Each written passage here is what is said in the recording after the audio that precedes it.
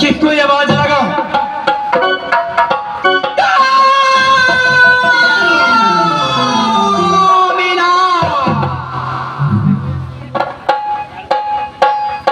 नहीं मिलन है, सारे के सारे आवाज सुनकर खाली कर दिया। भय क्या करूं? ठीक है, मैं देखता हूं, एक बार आवाज लगाकर।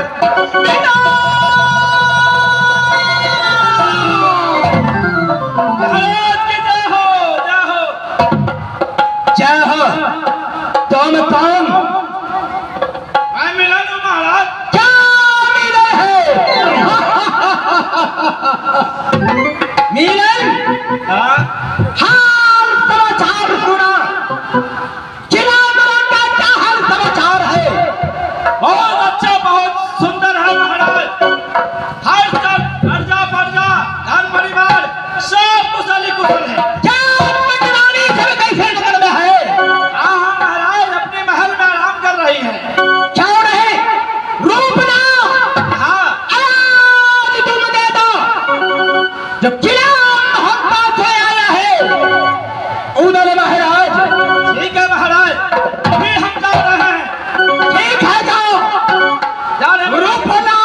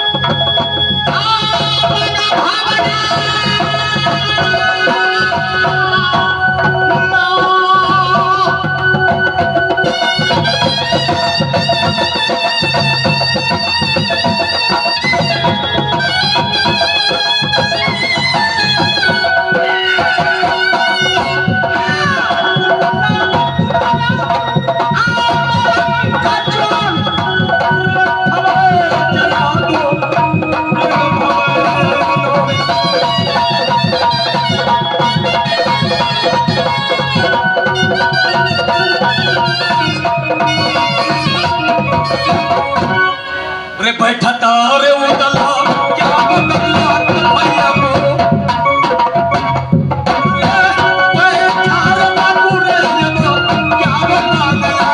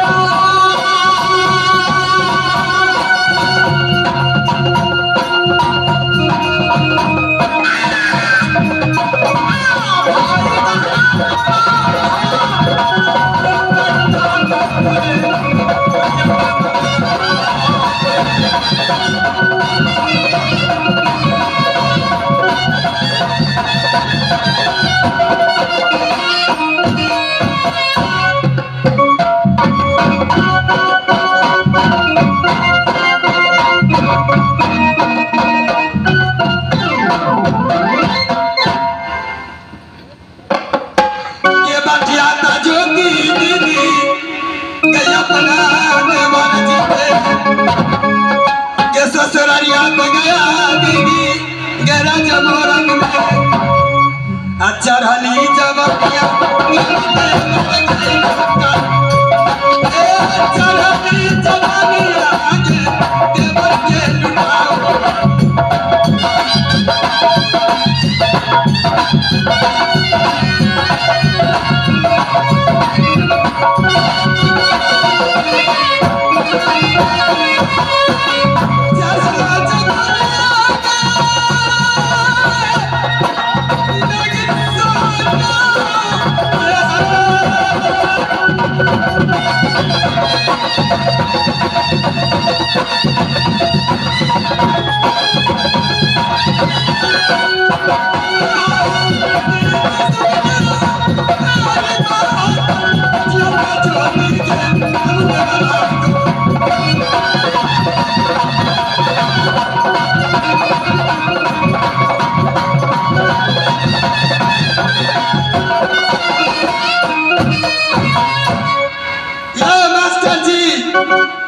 देवर जी जे गेलखिन हेने राज्य मोहरान लेकिन अखनी तक विदारता एलखिन ने लेकिन की पता जब तक तू गांजा पिए नहीं है तब तक छोड़े नहीं है लेकिन की पता फागुन के दिन चले लेकिन हमरो छोट के टटिया भाग गेले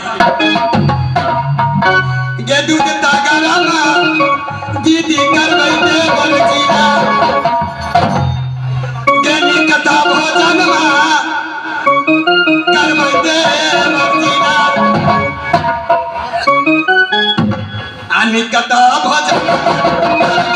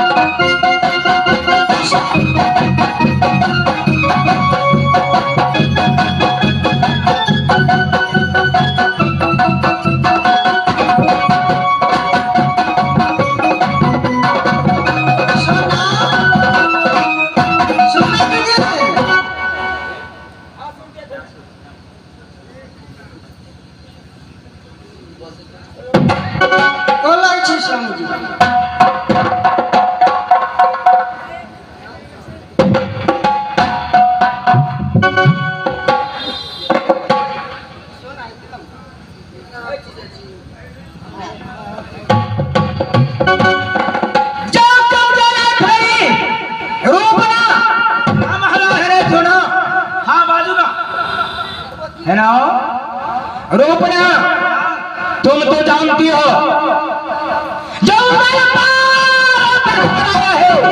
पहचानता है नहीं इसमें कौन साली है कौन सरहोज है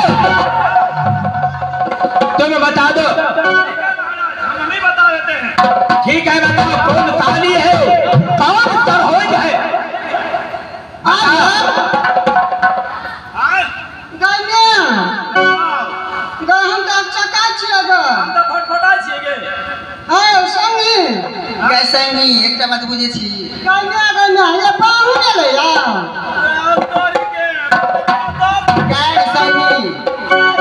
बात बुझे छी पाहुन के आन चिन्हार दे लगे बुझली बिहा कर ले आल छले त आने रंग के छले पहले त पातल दू छले अब त मोटा गेले गा साथ की अमो छोड़ी बोलिया कौन चक्के गाती रोटी खेल के साथ मोटा गेले तके ने कुछ बारे छलियो अक चकेल छले चीने सोना वो छोड़ी के हां छले अखन के गाय में एकदम भैंस हो गेल था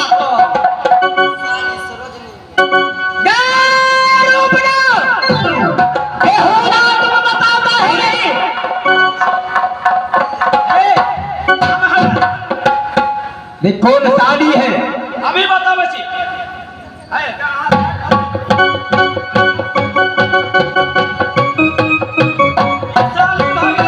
ये साड़ी है ठीक है क्या सरोजनी भागे ये सरोजनी है ये कौन है 60 बजा अरे 60 नहीं 60 हो जाओ की गला आए गाय में न चट अरे कौन है हैं?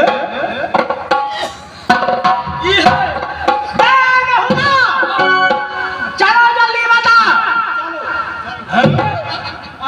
चलो हराम ज्यादा है तुम अभी तक पहचाना है उधर मिनट मिनट पर गर्म होता है अरे भोर का समय है महाराज भोर का समय है क्या मैं गरबा दूं अभी ठंडा रहे छे नार में